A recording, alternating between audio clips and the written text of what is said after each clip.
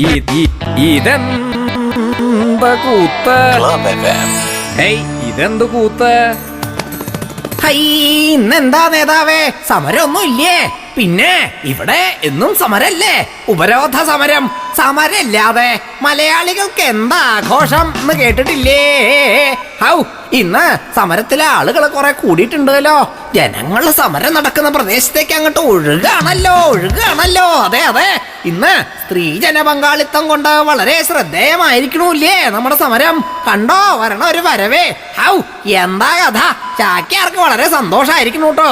ഇതെങ്കിലും ഒന്ന് ക്ലച്ച് പിടിച്ച് കണ്ടാ മതിയായിരുന്നു എന്നതേ ഇവിടെ ഒരുത്തം പറയല്ലേ. അയ്യോ ചാക്യാരെ, അത് സമരത്തിൽ പങ്കെടുക്കാൻ പോണ സ്ത്രീജനങ്ങളല്ലാട്ടോ, തങ്ങളുടെ വഴി തടയുന്ന സമരക്കാരെ ചീത്ത വിളിക്കാൻ പോകുന്ന സ്ത്രീജനങ്ങളാണ് എന്ന്.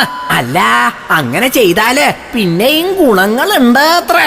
ഒന്നും രണ്ടും ഒന്നും അല്ലാട്ടോ, 5ഉം 10ഉം ലക്ഷങ്ങളാണ് അത്രേ ഇങ്ങനെ ചീത്ത വിളിക്കുന്നവർക്ക് സമ്മാനായി കിട്ടണത് എന്ന്.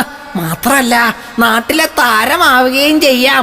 പ്ലീനത്തിലെ ചാക്ക് വഴിപാടും കഴിഞ്ഞ് അങ്ങ് ത്രിപുരയിലെ പൊങ്കാലയ്ക്ക് പോയ കാരണവന്മാര് ഇവിടെ നടക്കണത് വല്ലതും അറിയണുണ്ടോ ആവോ? അങ്ങോട്ട് പോകാത്ത നമ്മുടെ മൂത്ത അമ്മാവൻ അന്ന് പറഞ്ഞത്, അമ്മാവന്റെ നാക്ക് പൊന്നാവും എന്ന് കരുതിയില്ല കേട്ടോ. അതായത് കേരളത്തിലെ സ്ത്രീകള് ഇനിയും ചൂലെടുക്കേണ്ടി വരും. എങ്ങനെയുണ്ടാ?